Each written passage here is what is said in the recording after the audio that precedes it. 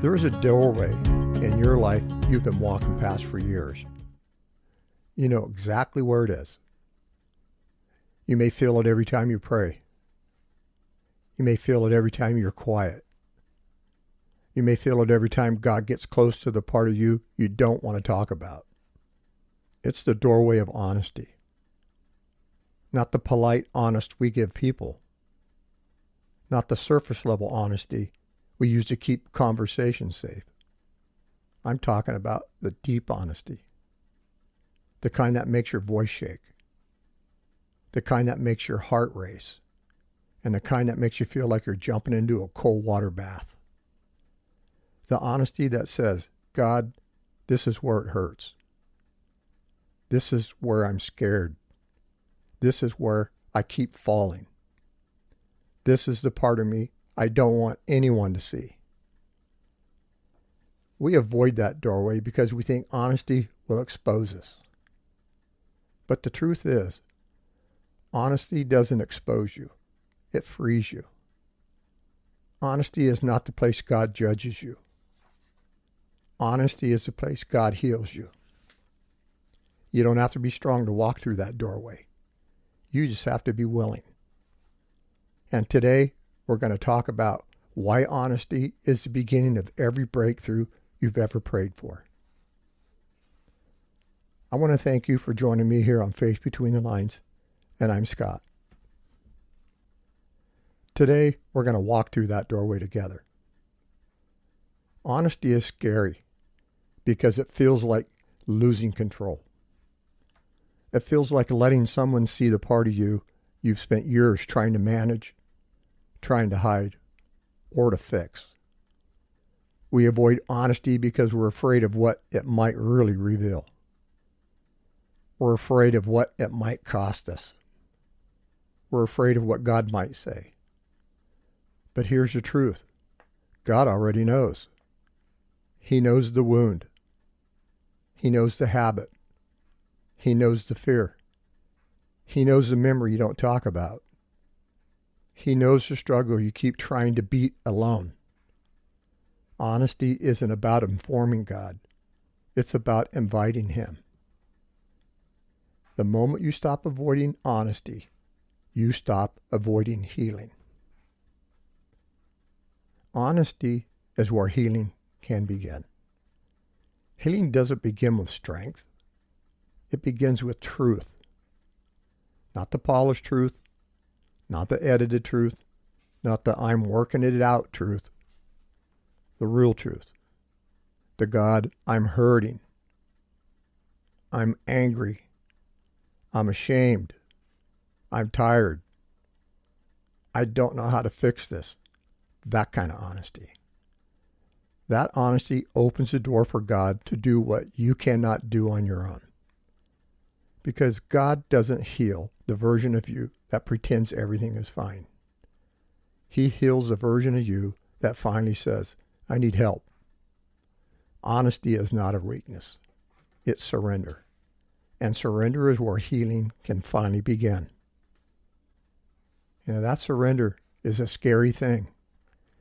It brings out the honesty in you, and it definitely doesn't mean that you're weak.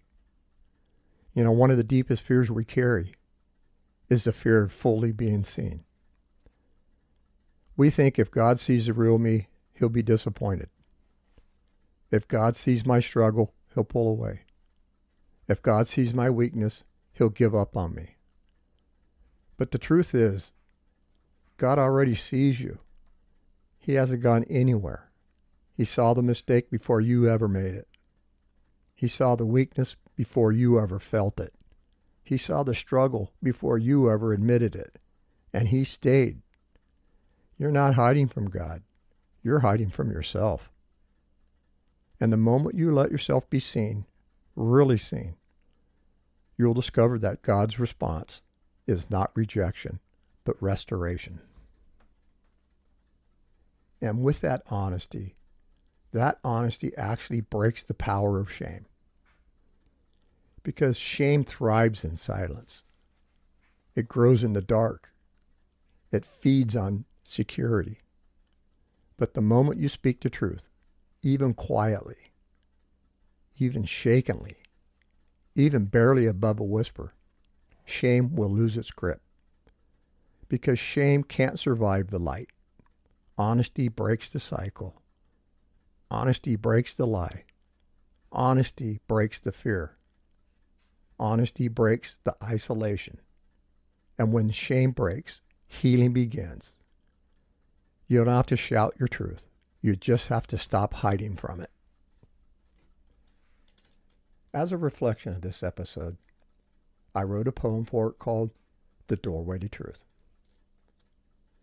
You've carried the weight of a hidden ache, a wound you cover for your own heart's sake. You smile in the daylight but tremble at night, afraid that your truth might step into light. But God sees the shadows you're scared to reveal. He knows every fracture you're trying to conceal. He waits at the doorway you keep walking past, whispering gently, "Come home at last." Honesty isn't the place you're undone. It's where the healing has already begun. For grace meets the moment your guard falls away, and love holds the pieces you're scared to display. So open the door to the truth you've denied. You're safe in His presence, no longer obliged to hide from the one who already knew the doorway to healing is honesty's view. When you're honest with God, you don't feel judgment. You feel presence. You feel peace. You feel relief. You will feel the weight lift. You feel the love you didn't think you deserved. Because honesty is the doorway where God meets you as you are and begins to heal you from the inside out. You don't need to perfect your words. You don't need a perfect prayer. You don't need a perfect version of yourself. You just need honesty. And when you walk through that doorway, you walk into freedom. A true freedom, a redeeming freedom. My closing blessing for today's show is may you find the courage to walk through the doorway of honesty. May shame lose its grip as trust rises in you. May you feel the presence of God who meets you in the places you've been afraid to reveal.